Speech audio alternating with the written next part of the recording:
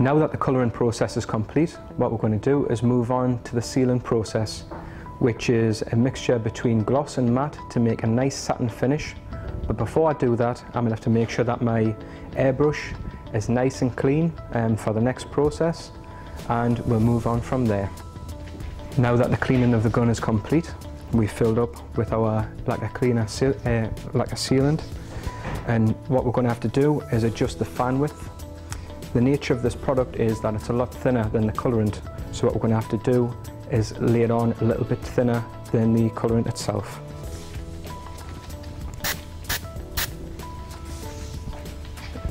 Now, as same as before, what we're going to do is give nice even coverage with an overlapping motion throughout the whole of the seat.